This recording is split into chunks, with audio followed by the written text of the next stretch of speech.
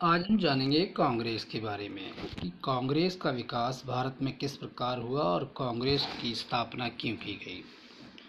1885 में कांग्रेस का विकास हुआ, यानी कांग्रेस का निर्माण हुआ। ये कांग्रेस को बनाया गया डफरिन के शासनकाल में, यानी इस समय जो भारत का वायसराय था वो था डफरिन। तो 1885 में कांग्रेस की स्थापना हुई, लेकिन उससे पहले कांग्रेस को भारत में लाने का विचार इससे पहले हो चुका था, जो कि शिमला सम्मेलन में हुआ। शिमला में एक बैठक हुई थी जिसका नाम था 7 वॉल्यूम गोपनीय बैठक, जिसके अंदर 1878 में ये तय किया गया कि कांग्रेस को भारत में लाया जाए। लेकिन हुआ क्या, इसकी स्थापना हुई थी 1885 में, लेकिन इसको लाने के पीछे मकसद क्या था डफरिन का, क्योंकि डफरिन का लाने का मकसद ये था कि डफरिन क्या चाहता था। डफरिन चाहता था कि क्योंकि इस समय क्या था, भारत में जन आंदोलन बहुत ज़ोर शोर से चल रहे थे, लेकिन डफरिन चाहता था कि इन जन आंदोलनों को किस प्रकार से दबाया जाए। इनको दबाने के लिए इसने एक राजनीतिक पार्टी का, कांग्रेस को भारत में लाने का विचार बनाया कि जो बुद्धिजीवी लोग हैं जब वो राजनीतिक पार्टी में आ जाएंगे तो क्या होगा, उनके पास समय नहीं होगा और वो आपस में, बुद्धिजीवी और आम लोग आपस में लड़ मर जाएंगे, जिसके कारण इस कांग्रेस को लाने का उसने सोचा। इसीलिए कांग्रेस को लेके आया और कुछ हद तक इसमें कामयाब भी रहा। तो आप जानते हैं कि कांग्रेस की स्थापना से लेके कांग्रेस के अधिवेशन तक, तो देखिए कांग्रेस का जो है सबसे पहले 1878 में शिमला में एक बैठक हुई थी जिसे 7th वॉल्यूम गोपनीय बैठक कहते हैं, जिसके अंदर इसकी बात कही गई भारत में लाने की इसको। लेकिन 1885 में इसकी स्थापना की गई और इसका सबसे पहले नाम इसका क्या था, INU इसका नाम रखा गया, जिसको इंडियन नेशनल यूनियन कहते थे, यानी कांग्रेस का सबसे पहले यही नाम था। और इसके सबसे पहले सचिव जो बनाए गए वो A. ह्यूम को इसका सचिव बनाया गया और इसको लाइटनिंग कंडक्टर, यानी भारतीयों ने, कांग्रेसियों ने लाइटनिंग कंडक्टर की संज्ञा दी। और A. O. ह्यूम का जो पूरा नाम था वो एलन ऑक्टेवियन ह्यूम इनका पूरा नाम है। ये एक यूरोपियन रिटायर्ड ICS ऑफिसर थे और इनको एज अ सेफ्टी वॉल्व की इस्तेमाल किया डफरिन ने, क्योंकि डफरिन जानता था कि वो ह्यूम जो है वो भारत में चल रहे जन आंदोलनों को क्या कर लेंगे, शांत कर देंगे और अंग्रेज़ों और भारतीयों के बीच में एक समानता बना के रखेंगे। इसलिए इन्होंने एज अ सेफ्टी वॉल्व जो है A. O. ह्यूम को इस्तेमाल किया। देखिए होता क्या है कि 1885 में कांग्रेस का नाम INU को बदलकर दादा भाई नौरोजी ने क्या रख दिया, इंडियन नेशनल कांग्रेस रख दिया। यानी इसका पहले नाम था इंडियन नेशनल यूनियन, फिर इसका नाम बदल कर दिया इंडियन नेशनल कांग्रेस। और दादा भाई नौरोजी जो थे वो एक पारसी थे और इनको grand old man of India भी कहा जाता है। ठीक है, तो ये वेरी इंपॉर्टेंट है ये। और कांग्रेस का अर्थ है कि जनता का समाज या जनता का समूह। मैं ये आपको बता चुका हूँ कि इस समय भारत का वायसराय लॉर्ड डफरिन था और डफरिन के शासनकाल में ही जो है कांग्रेस की स्थापना हुई। कांग्रेस की स्थापना की बात सबसे पहले जिस समाचार पत्र में प्रकाशित की गई वो था मद्रास का समाचार पत्र, हिंदू समाचार पत्र, जिसमें पहली बार ये प्रकाशित किया गया कांग्रेस की स्थापना के बारे में। गांधी जी ने कहा था कि भारत की स्वतंत्रता के बाद कांग्रेस को समाप्त कर देना चाहिए, क्योंकि गांधी जी जानते थे कि कांग्रेस एक राजनीतिक पार्टी है और इसके रहने से कहीं ना कहीं भारत की जो है राजनीति या भारत की जो है एकता और अखंडता पे फर्क पड़ सकता है, जिसके कारण गांधी जी ने इसको समाप्त करने की बात कही। कांग्रेस सभा का गठन बम्बई में हुआ था, लेकिन ये कांग्रेस का पहला अधिवेशन होना था पुणे के अंदर, क्योंकि वहाँ पे प्लेग फैल गया और प्लेग फैल जाने की वजह से इसका अधिवेशन जो है स्थगित करके इसको मुंबई करना पड़ा। यानी बम्बई में सबसे पहला अधिवेशन कांग्रेस का 28 दिसंबर 1885 को किया गया। इस अधिवेशन के जो अध्यक्ष थे वो थे व्योमेश चंद्र बनर्जी यानी WC बनर्जी। और इस अधिवेशन को गोकुलदास तेजपाल संस्कृत विद्यालय में किया गया और इसमें भाग लेने वाले 72 प्रतिनिधि थे, जिसमें सबसे ज़्यादा बम्बई से थे 38 प्रतिनिधि और 21 मद्रास से थे 7 उत्तर प्रदेश से और 3 पंजाब और 3 बंगाल से थे। उसके बाद क्या होता है,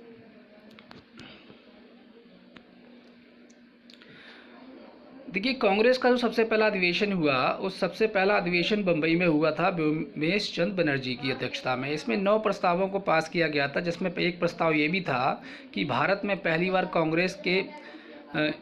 कांग्रेस ने इस बात की सिफारिश की कि ब्रिटेन के साथ साथ भारत में भी आईसीएस की तर्ज पर परीक्षा होनी चाहिए। आईसीएस की परीक्षा जो है पहले ब्रिटेन में होती थी, भारतीयों को ब्रिटेन जाना पड़ता था, इसी तरह भारत में भी आईसीएस की परीक्षा होनी चाहिए और इसकी उम्र जो है 18 से 22 साल रख दी जाए। तो ये प्रथम अधिवेशन में जो है ये बात रखी गई थी और प्रथम अधिवेशन में इस बात को, बहुत ही इम्पॉर्टेंट बात है ये, और 28 दिसंबर 1885 को अधिवेशन हुआ। तो ये कुछ बातें थी जो कि अधिवेशन होने से पहले और कांग्रेस के स्थापना होने तक जो कि हमने आपको बताई। लगभग कांग्रेस के 56 से 58 अधिवेशन हुए और साल में एक अधिवेशन होता था, लेकिन इस दौरान कुछ मुख्य अधिवेशन हुए, उन पे हम एक प्रकाश डालते हैं। 1885 में सबसे पहला अधिवेशन बम्बई में हुआ, जो कि जो है पहले पुणे में होना था और इसके अध्यक्ष थे व्योमेश चंद्र बनर्जी। और इसमें सबसे पहली जो महत्व जो बात कही गई थी इसमें कि आईसीएस जो परीक्षा थी उसको भारत में आयोजन की मांग की गई थी और उम्र को 18 से 22 साल करने का प्रस्ताव रखा गया था। 1887 में तीसरा अधिवेशन हुआ जो कि मद्रास में हुआ था और इसके अध्यक्ष थे बदरुद्दीन तैयबजी और ये पहले मुस्लिम अध्यक्ष थे, यानी कि कोई भी प्रथम मुस्लिम अध्यक्ष जो है, पहली बार कोई मुस्लिम अध्यक्ष बना था। बदरुद्दीन तैयबजी पहले मुस्लिम थे जो अध्यक्ष बने और इन्होंने पहली बार जो है प्रथम बार तमिल भाषा का प्रयोग किया। 1888 में इलाहाबाद में अधिवेशन हुआ और जिसकी अधिवेशन की अध्यक्षता जॉर्ज यूलेजी ने किया और ये प्रथम यूरोपियन अध्यक्ष थे, यानी 1888 में प्रथम यूरोपियन अध्यक्ष जॉर्ज यूलेज ने अध्यक्षता की इलाहाबाद में। 1889 में फिर बम्बई में हुआ अधिवेशन और इसकी जो अध्यक्ष थे वो थे विलियम वेडनबर्ग और विलियम वेडनबर्ग जो थे ये A.O. ह्यूम की इन्होंने जीवनी लिखी है और इसमें पहली बार महिलाओं ने भाग लिया, यानी कि इस अधिवेशन में 1889 के अधिवेशन में पहली बार महिलाओं ने भाग लिया जो कि मुंबई में हुआ था और इसके अध्यक्ष कौन थे, विलियम वेडनबर्ग। और इन्होंने किसकी जीवनी लिखी, A.O. ह्यूम की जीवनी लिखी। 1890 में कलकत्ता का अधिवेशन हुआ और इसके जो अध्यक्ष थे वो फिरोज शाह मेहता थे। इनकी मृत्यु जो है 1915 में हुई थी और ये सर्वप्रथम इसमें क्या हुआ कि इस अधिवेशन में बात कही गई कि सरकारी अधिकारी जो होंगे वो इस अधिवेशन किसी भी अधिवेशन में भाग नहीं ले पाएंगे, मतलब उन पर रोक लगा दी सरकारी अधिकारियों पे। और यहाँ पर सर्वप्रथम किसी महिला ने जो है क्या किया, संबोधित किया यानी अधिवेशन में लोगों को। तो कादम्बनी जो गांगुली थी सर्वप्रथम महिला थी जिन्होंने किसी अधिवेशन में लोगों को, प्रतिनिधियों को संबोधित किया। तो 1890 में ये अधिवेशन हुआ था। 1896 अधिवेशन जो है वो कलकत्ता में हुआ फिर से और रहमतुल्लाह जो थे इस अधिवेशन की अध्यक्षता कर रहे थे और रविंद्रनाथ टैगोर जी ने पहली बार यहाँ वंदे मातरम गाया और बंकिम चंद्र चटर्जी जो थे जो उन्होंने वंदे मातरम को लिखा था। और इसी अधिवेशन के दौरान क्या हुआ, धन के निष्कासन का सिद्धांत पेश किया गया दादा भाई नेहरूजी के द्वारा और दादा भाई नेहरूजी ने इसका प्रतिपादन भी किया था, यानी इसको लिखा भी था। 1900 यानी जस्ट 5 साल के बाद 1901 में कलकत्ता में फिर अधिवेशन हुआ। दीनसा वाचा इसके अध्यक्ष थे और गांधी जी ने पहली बार किसी अधिवेशन में हिस्सा लिया, क्योंकि गांधी जी क्या थे, अफ्रीका में रहने का विचार बना चुके थे, लेकिन इसी दौरान 8 से 9 महीने के लिए गांधी जी वापस भारत आए और उन्होंने पहली बार किसी अधिवेशन में भाग लिया। यानी 1901 में कलकत्ता के दीनसा वाचा में गांधी जी ने पहली बार किसी अधिवेशन में भाग लिया। उसके बाद क्या है, 1905 का अधिवेशन होता है। बंगाल विभाजन इस समय हो चुका था और इस दौरान बनारस के अंदर गोपाल कृष्ण गोखले की अध्यक्षता में ये अधिवेशन किया जाता है और इसमें भंग की निंदा की जाती है, यानी बंगाल विभाजन की निंदा की जाती है। और इसी समय गोपाल कृष्ण गोखले जी को विपक्ष के नेता की उपाधि भी दी जाती है और गोपाल कृष्ण गोखले जो थे वो गांधी जी के राजनीतिक गुरु भी कहे जाते हैं। 1906 में क्या हुआ, कलकत्ता में फिर अधिवेशन हुआ और दादा भाई नेहरूजी जी ने इसकी अध्यक्षता की 1911 में कलकत्ता में अधिवेशन फिर हुआ और इस समय 1911 में इस अधिवेशन के दौरान कलकत्ता पहले राजधानी हुआ करती थी भारत की, फिर इसको दिल्ली में स्थानांतरित कर दिया गया, यानी भारत की राजधानी दिल्ली बना दी गई। और इस दौरान 1911 के अधिवेशन की अध्यक्षता जो है वो विशन नारायण धर जी ने, यानी बी एन धर जी ने की। और इसी दौरान जो है राष्ट्रीय गान को गाया गया, यानी 1911 के अधिवेशन के दौरान राष्ट्रीय गान गाया गया सबसे पहले। इसकी अध्यक्षता करने वाले कौन थे? विशन नारायण धर। और इसी दौरान कलकत्ता जो कि पहले राजधानी हुआ करती थी भारत की, दिल्ली बना दी गई, दिल्ली स्थानांतरित कर दी गई। 1912 का अधिवेशन बांकीपुर में हुआ और रघुनाथ मिधोलकर जी जो इसके अध्यक्ष थे, और ह्यूम को कांग्रेस का पिता घोषित किया गया इसी अधिवेशन के दौरान। यानी ह्यूम जो थे, ये ह्यूम को कांग्रेस का पिता जो है बांकीपुर के अधिवेशन के दौरान जो है रघुनाथ मिधोलकर की अध्यक्षता में घोषित किया गया। 1917 में फिर अधिवेशन हुआ कलकत्ता में, और पहली बार एनी बेसेंट जी ने, जो कि प्रथम महिला अध्यक्ष, यानी कोई पहली महिला अध्यक्ष बनी, एनी बेसेंट जी 1917 में कलकत्ता में इन्होंने तिरंगे झंडे को, इसी दौरान क्या हुआ कि 1917 के अधिवेशन के दौरान कांग्रेस ने तिरंगे झंडे को अपनाया। और एनी बेसेंट के बारे में बात करें तो ये आयरलैंड की रहने वाली थी, और इन्होंने जो है होम रूल लीग की स्थापना की मद्रास में, और इसका मुख्यालय अडियार में बनाया। 1924 में क्या हुआ, बेलगांव के अंदर जो कि कर्नाटक के अंदर है, गांधी जी ने पहली बार एकमात्र ऐसा अधिवेशन था जिसकी अध्यक्षता की थी। तो गांधी जी ने 1924 में इस अधिवेशन में अध्यक्षता की, और इससे पहले गांधी जी ने 1901 में दीनसा वाचा में किसी अधिवेशन में भाग लिया था जो कि कलकत्ता में हुआ था। ये बेलगांव में हुआ, वो कलकत्ता में हुआ था।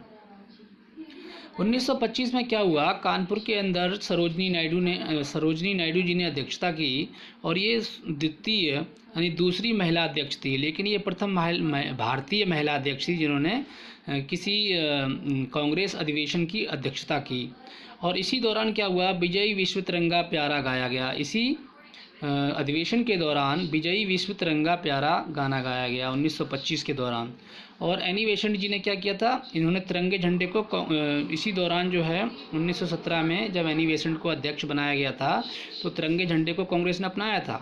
और 1925 में जस्ट 8 साल के बाद सरोजनी नायडू जी ने क्या किया, विजयी विश्व तिरंगा प्यारा गाया, जो गीत था वो गाया था यहाँ पे। और सरोजनी नायडू को भारत की बुलबुल भी कहा जाता है। 1929 में क्या हुआ, लाहौर में अधिवेशन हुआ जवाहरलाल नेहरू जी की अध्यक्षता में, और यहाँ पर पूर्ण स्वराज का प्रस्ताव पारित किया गया। और क्या हुआ,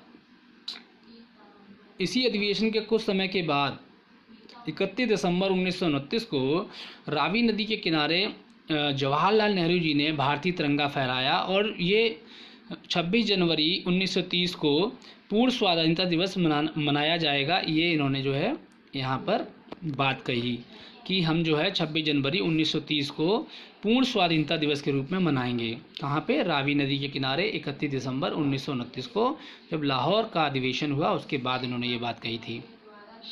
और जवाहरलाल नेहरू ही एक ऐसे व्यक्ति थे जो कि 4 बार जो है अध्यक्ष चुने गए थे। सबसे ज़्यादा बार इन्हीं को चुना गया, और दादा भाई नौरोजी को तीन बार चुना गया था। 1931 में कराची में अधिवेशन हुआ, और जिसकी अध्यक्षता सरदार वल्लभ भाई पटेल जी ने की थी। और यहाँ पे पहली बार मौलिक अधिकारों का प्रस्ताव तथा आर्थिक नीति का प्रस्ताव पारित किया गया। और सरदार वल्लभ भाई पटेल जी को सरदार की उपाधि बरदौली सत्याग्रह के दौरान किसने दी थी, वहाँ की महिलाओं ने गांधी जी के समर्थन से दी, यानी गांधी जी के सहयोग से वहाँ की बरदौली की महिलाओं ने इनको सरदार की उपाधि दी, सरदार वल्लभ भाई पटेल को। कब, बरदौली सत्याग्रह के दौरान। इसी प्रकार 1933 में क्या हुआ, कलकत्ता का अधिवेशन हुआ जिसमें नलिनी सेन गुप्ता जी को क्या बनाया गया, नलिनी सेन गुप्ता जी को अध्यक्ष बनाया गया। और नलिनी सेन गुप्ता जी जो थी वो भारतीय मूल की विदेशी महिला थी। ठीक है, तो ये तीसरी महिला हैं जो कि अध्यक्ष बनाई गई। 1934 में क्या हुआ, बम्बई में अधिवेशन हुआ। इस दौरान राजेंद्र प्रसाद जी ने अध्यक्षता की और कांग्रेस समाजवादी दल की स्थापना की। किस दल की स्थापना की, कांग्रेस समाजवादी दल की स्थापना राजेंद्र प्रसाद जी ने 1934 में बम्बई में अधिवेशन के दौरान की थी। तो ये कुछ अधिवेशन है हमारे पास। देखिए, अब होता है 1937 का अधिवेशन जो कि फैज़पुर में हुआ था। फैज़पुर कहाँ है? महाराष्ट्र के अंदर। यहाँ पे जवाहरलाल नेहरू जी ने अध्यक्षता की थी और पहली बार क्या हुआ, किसी गांव में अधिवेशन हुआ था। प्रथम अधिवेशन था जो किसी गांव में हुआ। तो वेरी इंपॉर्टेंट है ये भी कि कोई ऐसा अधिवेशन कांग्रेस का जो कि किसी गांव में हुआ पहली बार, तो वो था 1937 का फैज़पुर का अधिवेशन, जो कि महाराष्ट्र में एक गांव है फैज़पुर। जवाहरलाल नेहरू ने इसकी अध्यक्षता की थी। 1838 के अंदर हरिपुरा, जो कि गुजरात में है, सुभाष चंद्र बोस ने इसकी अध्यक्षता की और सुभाष चंद्र बोस राष्ट्रीय नियोजन समिति का उन्होंने इस दौरान गठन किया। सुभाष चंद्र राष्ट्रीय नियोजन समिति का क्या किया? सुभाष चंद्र बोस जी ने गठन किया हरिपुरा के अंदर। 1938 में हरिपुरा में अधिवेशन हुआ और इनका जन्म जो हुआ, सुभाष चंद्र बोस जी का जन्म हुआ था उड़ीसा के अंदर। और कौन से ज़िले में? कटक ज़िले में। हुआ क्या कि 1939 में त्रिपुरी के अंदर, यानी त्रिपुरी जबलपुर में, और जबलपुर मध्य प्रदेश के अंदर एक जिला है जबलपुर के अंदर त्रिपुरी के अंदर अधिवेशन हुआ 1939 में। सुभाष चंद्र बोस जो थे, इसकी कुछ इस अधिवेशन के बारे में कुछ खास बातें हैं। देखिए क्या खास बातें हैं वो हम लोग जान लेते हैं। त्रिपुरी अधिवेशन में गांधी जी ने अबुल कलाम आज़ाद जो थे, अबुल कलाम आज़ाद जी से अध्यक्ष के पद पर खड़ा होने के लिए कहा, लेकिन जब इन्होंने मना कर दिया तो पट्टवी सीतारमैया जी को कहा गया। पट्टवी सीतारमैया जी राजी हो गए और हुआ ये कि सुभाष चंद्र बोस और पट्टवी सीतारमैया जी के बीच में चुनाव हुआ। तो अधिवेशन में जो है सुभाष चंद्र बोस जी जीत गए और पट्टवी सीतारमैया जी हार गए। और पट्टवी सीतारमैया जी की हार को गांधी जी ने अपनी हार माना और अपनी हार उन्होंने कहा कि ये पट्टवी सीतारमैया जी की हार नहीं, ये मेरी हार है। तो सुभाष चंद्र जी ने क्या किया, जब सुभाष चंद्र जी को ये बात का पता लगा तो उन्होंने क्या किया कि अपने अध्यक्ष पद से इस्तीफ़ा दे दिया और जो है राजेंद्र प्रसाद जी थे वो अध्यक्ष बन गए बाद में, ठीक है ना। तो राजेंद्र प्रसाद जो थे उन्होंने इस अधिवेशन की अध्यक्षता की। तो ये कुछ बात थी। प्रथम बार जो अध्यक्ष पद के लिए मतदान हुआ था इसमें पहली बार, क्योंकि उससे पहले ऐसे ही चुन लिए जाते थे अध्यक्ष। तो 1939 से चुनाव के द्वारा जो है चुने जाने लगे। तो सुभाष चंद्र बोस जो हैं, इनके राजनीतिक गुरु जो हैं CR दास जी हैं। CR दास या CR दत्त भी इनको कहा जाता है, ठीक है। सुभाष चंद्र बोस जी का जन्म उड़ीसा में हुआ था। इसी प्रकार गांधी जी के राजनीतिक गुरु कौन हैं? गांधी जी के राजनीतिक गुरु जो हैं गोपाल कृष्ण गोखले जी हैं, ठीक है। ये तो कुछ बातें थी। इसके बाद जो है अधिवेशन हुआ 1946 का मेरठ के अंदर, ठीक है। यहाँ पे JP कृपलानी, स्वतंत्रता से पहले JP कृपलानी जी इसकी अध्यक्षता कर रहे थे और स्वतंत्रता प्राप्ति के समय, यानी कि राजेंद्र प्रसाद, स्वतंत्रता प्राप्ति के बाद राजेंद्र प्रसाद जी ने इस अधिवेशन की क्या की? अध्यक्षता की। इसलिए यहाँ पे दो लोगों ने अध्यक्षता की, JP कृपलानी जी ने और राजेंद्र प्रसाद जी ने। यानी स्वतंत्रता से पहले JP कृपलानी जी और स्वतंत्रता के बाद राजेंद्र प्रसाद जी ने अध्यक्षता की थी। झंडा समिति के जो अध्यक्ष थे वो जो है राजेंद्र प्रसाद जी थे, लेकिन जो है कमीशन जो है JP कृपलानी जी को मानता है। तो स्वतंत्रता प्राप्ति के समय कौन आसीन थे? राजेंद्र प्रसाद जी आसीन थे और JP कृपलानी जी स्वतंत्रता से पहले थे। चलिए उसके बाद देखिए कुछ और मेन बातें थी अधिवेशन से जुड़ी हुई। 1907 में एक अधिवेशन हुआ था सूरत में। यहाँ पे क्या हुआ था? ताप्ती नदी के किनारे हुआ था। राम बिहारी बोस इसकी अध्यक्षता कर रहे थे। इस अधिवेशन की एक खास बात यह है कि इस दौरान कांग्रेस जो थी वो दो दलों में बट गई, नरम दल और गरम दल के अंदर, ठीक है। और नरम दल गरम दल में बंटने के बाद जब 1916 का अधिवेशन हुआ लखनऊ के अंदर, तो अंबिका चरण मजूमदार इसके अध्यक्ष थे और इनकी अध्यक्षता में नरम दल और गरम दल फिर क्या हो गए? इन दोनों का विलय हो गया और ये एक साथ फिर दोबारा से अधिवेशनों में हिस्सा लेने लगे। ये जो मेन बात ये थी कि इसमें 3 महिलाओं ने जो है हिस्सा लिया था। उन तीनों महिलाओं की सबसे पहली जो महिला थी 1917 में एनी बेसेंट जी ने, जिन्होंने कलकत्ता में क्या किया था? एनी बेसेंट जी ने कलकत्ता में अधिवेशन का नेतृत्व किया और ये पहली प्रथम महिला अध्यक्ष थी। लेकिन ये विदेशी मूल की थी, ये भारतीय नहीं थी। और पहली बार क्या हुआ था? इस अधिवेशन के दौरान तिरंगे झंडे को कांग्रेस ने अपनाया था। एनी बेसेंट ने होम रूल लीग की स्थापना की थी मद्रास में और इसका जो हेड ऑफिस था वो अडियार में बनाया। दूसरी महिला अध्यक्ष यानी 8 इसमें जोड़ देंगे 1917 में, तो 1925 आएगा। सरोजनी नायडू थी जो कि भारतीय महिला थी, मतलब पहली भारतीय महिला अध्यक्ष कौन थी? सरोजनी नायडू, जो कि कानपुर के अधिवेशन की अध्यक्षता की इन्होंने। और इनको नाइटिंगेल भी बोला जाता है, भारत की नाइटिंगेल, यानी कि और भारत की बुलबुल भी कहते हैं। और इसी अधिवेशन के दौरान विजय विश्व तिरंगा प्यारा गाया गया। ठीक है, तो ये कुछ खास बातें थी सरोजिनी नायडू जी के दौरान, अधिवेशन के दौरान जो हुई। 1932 यानी कि 8 साल के बाद नली सेन गुप्ता जी जो थी वो कलकत्ता के अधिवेशन की अध्यक्षता की। इन्होंने, ये भारतीय मूल की विदेशी महिला थी। ठीक है, तो यहाँ पे कुछ और प्रश्न, मुख्य प्रश्न ये बनते हैं, सबसे कम उम्र के अध्यक्ष कौन थे? अबुल कलाम आज़ाद जो थे सबसे कम उम्र के अध्यक्ष थे, जिन्होंने लगभग अध्यक्ष थे और इन्होंने सर्वाधिक समय तक अध्यक्षता की थी, क्योंकि 1940 के बाद जो है अध्यक्ष चुने नहीं गए, तो 4 साल के लिए इन्होंने लगभग जो है रेगुलर जो है अध्यक्षता की। तो सबसे लंबे समय तक अध्यक्षता करने वाले भी अबुल कलाम आज़ाद हैं और सबसे कम उम्र के अध्यक्ष भी अबुल कलाम आज़ाद ही हैं। सबसे ज़्यादा बार चुने जाने वाले अध्यक्ष कौन है? जवाहरलाल नेहरू। और सबसे दूसरे नंबर पे जो थे वो कौन है? दादा भाई नेरोजी, जो कि 3 बार चुने गए। थियोसॉफिकल सोसाइटी की स्थापना ए ह्यूम जी ने की थी। ये भी एक बहुत ही इंपॉर्टेंट जो है बात है यहाँ पे। और इसी की तर्ज पे जो है कांग्रेस की स्थापना की गई, ऐसा कांग्रेस के कुछ लोगों ने माना कि ए ह्यूम के जो है ए ह्यूम ने ही कांग्रेस की स्थापना का श्रेय जो है इन्हीं को जाता है, क्योंकि इन्होंने इससे पहले थियोसॉफिकल सोसाइटी की स्थापना की थी। अब बात करते हैं कांग्रेस के बारे में कुछ लोगों के मत क्या थे। इसमें डफरिन जो था उसका एक मत था कि इसने ये कहा था, ये जनता के उस अल्पसंख्यक वर्ग का प्रतिनिधित्व करता है जिसकी संख्या सूक्ष्म है। यानी डफरिन ये जानता था कि भारत में, डफरिन का ये मानना था कि भारत के अंदर क्या है, भारत के अंदर बुद्धिजीवी वर्ग जो है वो बहुत ही कम है। तो उसने यही सोचा था कि कांग्रेस को जो भारत में ले आएंगे तो क्या होगा, बुद्धिजीवी लोग जो है वो इस कांग्रेस में लग जाएंगे और फिर ये जो इनका जो सपना है भारत को स्वतंत्र करने का, वो इनका सपना पूरा नहीं हो पाएगा। तो इसलिए इसने जो है कहीं ना कहीं इस कांग्रेस को लाने के पीछे मूल मंशा इसकी यही थी कि जो बुद्धिजीवी लोगों को राजनीति में फंसा देना। ठीक है, तो इसलिए इसने जो है कांग्रेस को लेकर आया। इसीलिए इसने कहा था कि जनता के उस अल्पसंख्यक वर्ग का प्रतिनिधित्व करता है कांग्रेस जिसकी संख्या है सूक्ष्म है। इसी तरह एक और जो था कर्जन, जो कि भारत से कभी इसने प्यार नहीं किया, यानी भारत को बहुत ही नफरत की निगाह से देखता था। इसने कहा कि कांग्रेस अपनी मौत की घड़ियां गिन रही है। भारत में रहते हुए मेरी एक सबसे बड़ी इच्छा ये है कि मैं शांतिपूर्वक इसको मरने में मदद करूँ, मतलब ये इसकी बात थी। और इसने कांग्रेस को एक गंदी चीज़ और देशद्रोही संगठन की संज्ञा भी दी थी कर्जन ने। ठीक है, इसके अलावा क्या था, कांग्रेस वास्तव में डफरिन की उपज थी, ये व्योमेश चंद्र बनर्जी जी ने कहा, जो कि सबसे पहले अध्यक्ष थे कांग्रेस के। कांग्रेस डफरिन के दिमाग की उपज थी, ये बात जो है लाला लाजपत राय ने की थी। और कांग्रेस को ये भी बताया इन्होंने कि कांग्रेस सम्मेलनों को शिक्षित भारतीयों के राष्ट्रीय मेले की संज्ञा भी इन्होंने दी। मतलब इनका कहना यह था कि क्योंकि इसमें सभी शिक्षित वर्ग ही भाग ले सकते थे और अशिक्षित वर्ग इसमें भाग ले नहीं सकते थे, इसलिए इन्होंने कहा कि एक राष्ट्रीय मेला है जो कि साल में एक बार होता है और यहाँ पे सभी शिक्षित वर्ग, शिक्षित भारतीय आके मिलते हैं।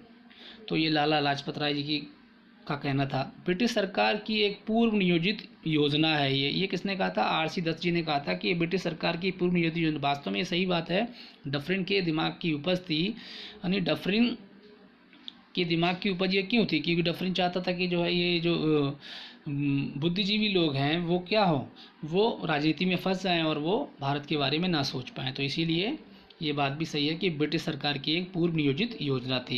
इस बात को जो है किसने कहा था? RC दत्त जी ने कहा था। देखिए, इसके बाद और 3 मत हैं वेरी इंपॉर्टेंट। ये हैं कि यदि हम वर्ष में एक बार मेंढक की भांति टर्राएंगे तो हमें कुछ नहीं मिलेगा। यानी ये बात किसने कही थी? ये बाल गंगाधर तिलक ने कही थी। कहा क्योंकि कांग्रेस के अधिवेशन जो थे भारत एक बार हुआ करते थे, यानी कि साल में एक बार होते थे। तो कहा कि साल में एक बार मिल लेने से क्या हमें राष्ट्र की स्वतंत्रता मिल जाएगी क्या? भारतीयों में एकता की भावना और राष्ट्रीय स्वतंत्रता की भावना जो है जागृत हो जाएगी कि ये होना मुश्किल है। तो ये बाल गंगाधर तिलक जी ने जो है ऐसा बोला कि यदि हम वर्ष में एक बार मेंढक की भांति टर्राएंगे तो हमें कुछ नहीं मिलेगा। बिपिन चंद्र पाल जी ने कहा कि कांग्रेस जो है क्या है, ये एक याचना संस्था है या भिखमंगी नीति है। मतलब एक तरह की हम भीख मांगे, मतलब साल में क्या करेंगे, कांग्रेस क्या करेगी? याचना करेगी अंग्रेजों ने और भीख मांगेगी कि हमें जो है क्या कर दो, स्वतंत्र कर दो, हमारे अधिकार हमें दे दो, हमें शोषित मत करो। ये बिपिन चंद्र पाल जी ने ऐसा कहा। और इसके अलावा जो अश्विनी कुमार दत्त थे, इन्होंने बताया कि 3 दिनों का तमाशा था, यानी कांग्रेस क्या है, 3 दिनों का तमाशा है, आके मिलिए और मिलके अपने अपने घर चले जाइए, मतलब 3 दिनों का तमाशा इसको बताया अश्विनी कुमार दत्त जी ने।